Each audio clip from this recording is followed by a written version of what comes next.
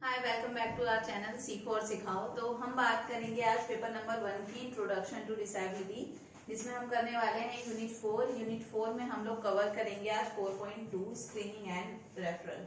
ये क्या है, इसके बारे में जो है हम आज डिस्कस करेंगे। तो आइए शुरू करते हैं हम आज का सेशन।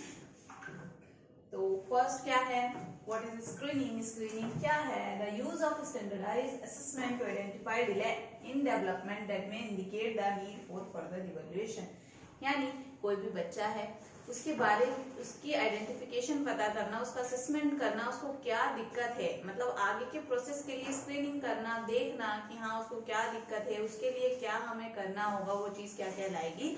स्क्रीनिंग कहलाएगी। और स्क्रीनिंग जो है वो किसके लिए होता है? To identify delay in development, यानी जो डेवलपमेंट में उसका डिले हो रहा है उसको आइडेंटिफाई करने के लिए किया जाता है। दैट में indicate the need for further evaluation, यानी जिसकी वजह से जो है हमें आगे की इवैल्यूएशन की जरूरत पड़ेगी। Screening is a brief simple procedure used to identify infant and young children who may at risk for potential health. यानी किसके लिए होता है ये? बेसिकली किनके लिए है? इन्फेंट्स के लिए और यंग चिल्ड्रन के लिए, यानी छोटी एज में ही पता लगा लेना उन्हें क्या दिक्कत है, कहाँ पे दिक्कत है, क्या उसको जो है किसी टेस्ट की, किसी असेसमेंट की, किसी चीज की जरूरत है उसको आगे के लिए, क्या उसका डेवलपमेंट जो है वो डिले हो रहा है, तो उसका क्या रीजन है, उसके लिए हम क्या कर सकते हैं, वो सारी चीजें इसके अंदर आती हैं। और रिस्क कौन कौन से हो सकते हैं? Health related, developmental, social emotional problems. ठीक है। It identify children who may need a health assessment, diagnostic assessment और एजुकेशनल इवैल्यूएशन, जैसा कि मैंने आपको अभी बताया। इसके बाद हमें क्या करना होगा, यानी जब हमें पता चल गया कि हाँ उसको प्रॉब्लम है, तो उसके डेवलपमेंट जो है वो डिले क्यों हो रहा है, उसके लिए हमें क्या करना पड़ेगा? क्या हमें उसके लिए कोई हेल्थ असेसमेंट कराना होगा, क्या डायग्नोस्टिक कोई टेस्ट होगा, उसका असेसमेंट होगा, या फिर कोई एजुकेशनल इवैल्यूएशन होगा जिसके बेसिस पे है जो उसके डेवलपमेंटल डिले हो रहा है, उसका डेवलपमेंट जो है वो टाइम के साथ अचीव नहीं हो रहा, उसको ठीक करने के लिए या टाइम टू टाइम अचीव करने के लिए या उस चीज को वहीं पे रोकने के लिए और उसकी अच्छी प्रोग्रेस के लिए हमें क्या करना पड़ेगा, वो सारी चीजें, कौन से असेसमेंट करने पड़ेंगे, वो सारी चीजें इसके अंदर इंक्लूड की जाती हैं।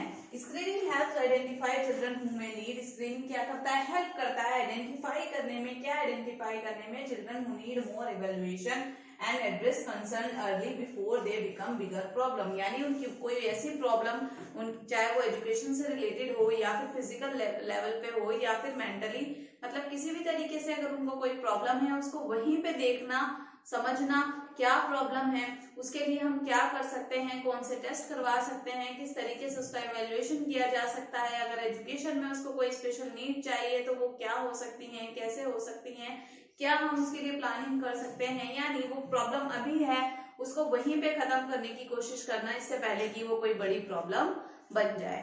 तो ये क्या है? हमारा स्क्रीनिंग है, यानी स्क्रीनिंग जो है वो इन चीजों में हेल्प करता है। एग्जाम में आपको क्वेश्चन मिल सकता है देखने के लिए कि स्क्रीनिंग जो है किस चीज में हेल्प करता है। तो जैसे कि मैंने आपको भी बताया, स्क्रीनिंग क्या करता है? पहले से प्लानिंग करने में हेल्प करता है, डेवलपमेंटल डिले को रोकने के लिए हेल्प करता है। तो ये सारी चीजें इसके अंदर आएंगी। Screening provides an opportunity. क्या अपॉर्चुनिटी देता है? For young children and their family to access a wide variety of services and early childhood program. यानी जब हमने स्क्रीनिंग कर लिया, हमें पता चल गया इस बच्चे को किसी चीज की जरूरत है, एडिशनल हेल्प चाहिए, एडिशनल सर्विसेज चाहिए, तो क्या जब हमें ये चीज स्क्रीनिंग में हमें पता चल गया तो हम उसकी जो आगे की जो उसके टेस्ट वगैरह हैं वो करवा पाएंगे। हम अगर मैं टीचर हूं तो मैं स्क्रीनिंग अगर मैंने कर ली कि हाँ इसको कोई दिक्कत आ रही है, इसके लिए हमें ये टेस्ट करवाने चाहिए, इससे पहले असेसमेंट होगा, कौन से टेस्ट की इसको जरूरत है, एजुकेशन में जो है इसको कौन सी नीड चाहिए, क्या चाहिए, कौन सी सर्विसेज चाहिए, कोई थेरेपी की नीड है तो वो कौन सी थेरेपी होगी, कहाँ से होगी, किस तरीके से होगी, कौन करवाएगा, ये सारी चीजें। और इसमें जो है फिर हम पेरेंट्स को बताते हैं, पेरेंट्स का इन्वॉल्वमेंट होता है, तो ये सारी चीजें इसके अंदर आ जाती हैं। तो ये क्या करता है? हेल्प करता है यंग चिल्ड्रन को दूसरे सर्विसेज के लिए, जो कि किससे होती है? बहुत कम एज में ही जो है स्क्रीनिंग की जाती है, यानी छोटे बच्चों में, इन्फेंट जो होते हैं हमारे, और जो यंग चिल्ड्रन है 0 से 5 साल के बीच के बच्चों की बात की जा रही है इसके अंदर। तो ये क्या करता है? And promote and support parents understanding of their children's health. यानी स्क्रीनिंग करने के बाद क्या हम पेरेंट्स को भी गाइड करेंगे, वो भी समझेंगे उनके बच्चे की क्या प्रॉब्लम है, उसके लिए क्या क्या किया जा सकता है, कौन सा टेस्ट हो सकते हैं, कौन सी चीजें जो है वो फॉलो कर सकते हैं जिससे उनके बच्चे का जो डेवलपमेंट जो डिले हो रहा है, टाइम से जो चीजें वो अचीव नहीं कर पा रहा, उसको जो है टाइम टू टाइम या फिर थोड़े कम समय में जो है वो उसको अचीव कर ले। यानी मान लीजिए कोई बच्चा 2 साल का है या 1.5 साल का बच्चा है, तो वो स्टार्टिंग में बोलना शुरू कर देता है, छोटे छोटे से वर्ड्स, मम्मा, पापा या फिर बाबा, पापा, ऐसे ऐसे करके वो बोलना स्टार्ट कर देता है। लेकिन जो हियरिंग इम्पेयर्ड बच्चे होते हैं, जिनको स्पीच डिसऑर्डर होता है, वो उस टाइम पे नहीं बोल पाते। तो अगर बच्चा 2 से 3 साल की उम्र में भी नहीं बोल रहा, तो उस टाइम पे पेरेंट्स को ध्यान देना चाहिए कि बच्चा क्यों नहीं बोल रहा, उसका क्या रीजन है। ठीक है, तो डॉक्टर से जाके बात करें, तो वहां पे स्क्रीनिंग करें कि हाँ उसको कुछ प्रॉब्लम हो रही है, क्या प्रॉब्लम है, कैसे है, उसके लिए जो टेस्ट वगैरह होंगे वो सारी चीजें के लिए स्क्रीनिंग जो है आपको हेल्प करेगा। तो पेरेंट्स वो स्क्रीनिंग क्या करती है, हेल्प करती है पेरेंट्स को अंडरस्टैंड करने में उनके बच्चे की हेल्थ और जो भी उसको प्रॉब्लम है उसके लिए।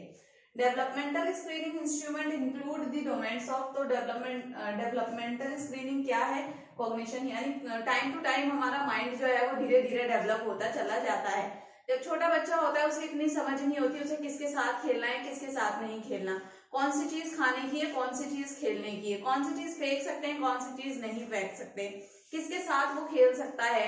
ठीक है, तो ये जब छोटा होता है उसको ये चीज समझ में नहीं आती, लेकिन धीरे धीरे धीरे धीरे जब उसकी एज बड़ी हो जाती है तो उसको समझ में आता है। जब बच्चा छोटा होता है तो टॉयज को भी मुंह में डालने लगता है, उसको खींचता है, उसको पता नहीं वो खाने की है नहीं, या वहां पे क्या कर रहा है, वो एक्सपीरियंस कर रहा है, उस चीज को मुंह में लेके देख रहा है, ओके ये खाने की चीज है या नहीं है, उसको उस टाइम पे पता चलता है। तो क्या उसका माइंड जो है वो डेवलप हो रहा है, तो टाइम टू टाइम उन चीजों को सीखता चला जाता है। और जैसे एजुकेशन में पहले बच्चा छोटी चीज सीखता है, फिर बड़ी चीज सीखता है, अपना लॉजिक लगाने लगता है, सोचने लगता है किसी चीज के बारे में। या जब आप किसी छोटे बच्चे से बात करते हैं तो कुछ बच्चे बहुत ज्यादा क्वेश्चंस करते हैं, ये कैसे, क्यों, कब, कहाँ, कैसे, सारी इंफॉर्मेशन उनको चाहिए होती है। तो हमें लगता है ये क्या फालतू के क्वेश्चंस कर रहा है, लेकिन वो असल में कोई फालतू के क्वेश्चंस नहीं होते। उस टाइम पे बच्चे का माइंड वर्क कर रहा होता है। बच्चे जितना ज्यादा क्वेश्चंस पूछते हैं उतना अच्छा जो है उनका माइंड डेवलप होता है।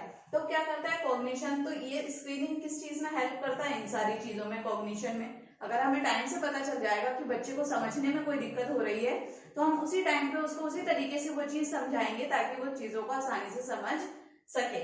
Find and gross motor skills, यानी अगर इस चीजों में डिले हो रहा है, यानी एक छोटा बच्चा जो है, जब बच्चा होता है तो उस टाइम पे वो किसी चीज को पकड़ नहीं पाता, लेकिन वो धीरे धीरे चीजों को पकड़ना सीख जाता है, फिर चीजों को उठाना सीख जाता है, पेंसिल पकड़ना सीख जाता है। तो ये बेसिक बेसिक से चीजों का बच्चों का एक टाइम होता है कि इतने साल का बच्चा ये चीज कर लेगा। मैं ये नहीं कहूंगी कि 1 साल का बच्चा जो है जाकर किसी अलमीरा को उठा लेगा, ऐसा पॉसिबल ही नहीं है। लेकिन 1 साल का बच्चा किसी 1 से 1.5 से 2 साल तक के बच्चे जो है किसी टॉय को या कोई बॉल है, इन सारी चीजों को पकड़ना सीख जाते हैं। अगर उस टाइम पे भी बच्चा नहीं पकड़ पा रहा तो कोई ना कोई रीजन है उसका, तो उसके लिए क्या है, तो वहां पे स्क्रीनिंग हुई तो उसको ठीक करने के लिए जो भी हम चीजें करेंगे वो सारी आ गई। तो क्या है इसके अंदर, क्या चीज आ गई, fine and gross motor skills आ गई। स्पीच एंड लैंग्वेज, जो कि मैंने अभी आपको बताया कि टाइम से बच्चे ने लैंग्वेज जो है वो नहीं सीखी, स्पीच नहीं आई, बच्चे की बोल नहीं पाया।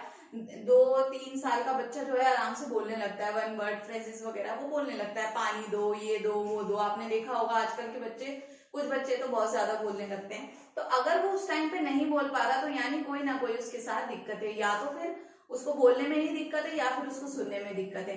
तो उस चीज को समझते हुए आगे का सब कुछ करना, थेरेपी करवाना या टेस्ट करवाना, चेक करवाना कैसे होगा, क्या होगा, तो इन सारी चीजों में जो है स्क्रीनिंग हमारी हेल्प करता है। सोशल इमोशनल डेवलपमेंट, अगर बच्चे का जो है इमोशनल और सोशल डेवलपमेंट नहीं हुआ, यानी वो किसी से इंटरेक्ट ही नहीं करता, किसी से बात ही नहीं करता, कुछ कहता ही नहीं, किसी से अकेला अकेला रहता है, चुप रहता है, तो कोई ना कोई तो उसका रीजन होगा। वो रीजन क्या है, उसके लिए क्या किया जा सकता है, वो सारी चीजों में क्या हेल्प करता है, हमारी स्क्रीनिंग हेल्प करता है। What is referral? Is the initial request to consider a student for a special education or evaluation। ये क्या है, इनिशियल रिक्वेस्ट है जो कंसीडर करती है किसी भी स्टूडेंट को स्पेशल एजुकेशन इवेल्युएशन के लिए। Parental involvement in the child's education along with environmental and economic factor may affect the child development। यानी पेरेंट्स का इन्वॉल्वमेंट जो है वो चाइल्ड के डेवलपमेंट में जो है बहुत ही अहम भूमिका निभाता है। यानी अगर माँ बाप जो है इन्वॉल्व नहीं होंगे बच्चे के साथ तो बच्चा प्रोग्रेस नहीं कर सकता, उसकी डेवलपमेंट जो है उस तरीके से नहीं होगा जिस तरीके से होना चाहिए। अब पेरेंट्स का इन्वॉल्वमेंट किसी भी तरीके से हो सकता है, किस किस में हो सकता है, एनवायरमेंटल भी हो सकता है, इकोनॉमिक भी हो सकता है। तो ये सारी चीजें जो है बहुत अहम भूमिका निभाती हैं किसी भी बच्चे के जो है मानसिक या फिर शारीरिक विकास के लिए। In area such as cognition, language and social skills, यानी ये सारी चीजें जो है जितनी भी स्किल्स हो गई, इमोशनल, सोशल, तो इन सब चीजों में पेरेंट्स का बहुत बड़ा योगदान है। आप बच्चे को जितना ज्यादा से ज्यादा समय देंगे, बच्चा उतना ज्यादा जो है ग्रो करेगा, उसका डेवलपमेंट अच्छे से होगा। अगर आप बच्चे से बात ही नहीं करते, अगर आप बात ही नहीं करेंगे, पहले बच्चा घर में ही रहता है, अगर आप घर में ही हैं बच्चे के साथ, आपने बच्चे को अकेला छोड़ रखा है, आपको पड़ी नहीं है कि बच्चा क्या कर रहा है, कैसे कर रहा है, वो क्या खाता है, कहाँ घूमता है, कैसे खेलता है, उसको किस चीज से खेल रहा है, उसको कैसे सिखाना है कुछ, तो अगर आप नहीं करेंगे ये सारी चीजें तो बच्चा सीखेगा ही नहीं, बच्चा चुप रहेगा। अब एक पेरेंट्स कोई है, मदर मान लीजिए किसी बच्चे को बोलने में दिक्कत है, तो उसकी मदर उसके साथ एफर्ट लगा रही है कि बेटा बताओ ये क्या है, ये क्या है, इसके साथ कैसे खेलते हैं, अच्छा आप क्या कर रहे हो अभी, ये मतलब उसको कोशिश कर रही है कि बच्चा बोले। तो वहां पे पेरेंट्स का वो उसकी मदर जो है इन्वॉल्व हो रही है, जिससे क्या होगा, बच्चे की स्पीच डेवलप होगी, वो बोलना सीखेगा। बचपन में ही मदर ने जो है एफर्ट डालने स्टार्ट कर दिए। तो ऐसा जरूर होगा कि एक एज पे आके बच्चा जो है वो जो लैंग्वेज जो है वो सीखने लगेगा और बोलना थोड़ा थोड़ा बोलना वो शुरू कर देगा। तो यहाँ पे जो है पेरेंट्स की बहुत अहम भूमिका रहती है। यानी स्क्रीनिंग में क्या है, फर्स्ट हमने देख लिया कि बच्चे को क्या दिक्कत है, उसके बाद जो हम चीजें करते हैं वो सारी किसके अंदर आ जाएंगी, रेफरल के अंदर आ जाएंगी। टीचर क्या करती है या पेरेंट्स का कितने इन्वॉल्व हो रहे हैं उन एक्टिविटीज में, या जो असेसमेंट हो रहे हैं, या जो भी चीजें होंगी बच्चे के प्रोग्रेस के लिए, उसके डेवलपमेंट के लिए, वो सारी चीजें इसमें आ जाएंगी। तो इसके अंदर कुछ पॉइंट्स है वो आप देख लीजिए ध्यान से। Classroom teacher identify student with difficulty. तो क्लासरूम टीचर क्या करती है, सबसे पहले स्टूडेंट की प्रॉब्लम को आइडेंटिफाई करती है कि उसको क्या प्रॉब्लम आ रही है। उसके बाद classroom teacher carries out informal assessment. उसके बाद जब उसे पता चल गया उसको कुछ दिक्कत आ रही है, तो वो क्या दिक्कत है उसका असेसमेंट करना, पता लगाना कि क्या कहाँ पर क्या जो है वो प्रॉब्लम है। Teacher collect data regarding the student and doing an analysis. तो उसके बाद टीचर क्या करेगी, अब जब उसको पता चल गया उसको ये प्रॉब्लम है, उससे रिलेटेड डेटा जो है वो कलेक्ट करेगी और जो है उसको देखेगी कि हाँ मतलब कहाँ पे क्या प्रॉब्लम है। Teacher consult school counsellor and special educator for further testing. उसके बाद जब उसने सारा डेटा कलेक्ट कर लिया, असेसमेंट कर लिया कि बच्चे को यहाँ पे मतलब एजुकेशन में उसको नीड चाहिए, या फिर जो है उसका इमोशनल एरिया जो है वो वीक है, सोशली वो किसी के साथ इंटरेक्ट नहीं कर पाता, कहाँ कहाँ पे उसके पास प्रॉब्लम है, उसको जब टीचर को ये चीज पता चल गई तो उसके बाद वो क्या करेगी, किसी काउंसलर से बात करेगी या फिर किसी स्पेशल एजुकेटर से बात करेगी कि इस बच्चे को ऐसे ऐसे दिक्कत है और इसके लिए हम जो है क्या प्लानिंग कर सकते हैं। Student referred for assessment and reports. और उसके बाद क्या होगा, स्टूडेंट को जो है फर्दर असेसमेंट के लिए भेजा जाएगा, उसके लिए रिपोर्ट्स वगैरह तैयार की जाएंगी। Interpretation of report and provision of services. उसके बाद लास्ट में जो रिपोर्ट्स आएंगी उसके बेसिस पे उसको कौन कौन सी सर्विसेज चाहिए, ये सारी चीजें इसके अंदर की जाएंगी। तो ये किसका पार्ट है, सारा रेफरल का पार्ट है।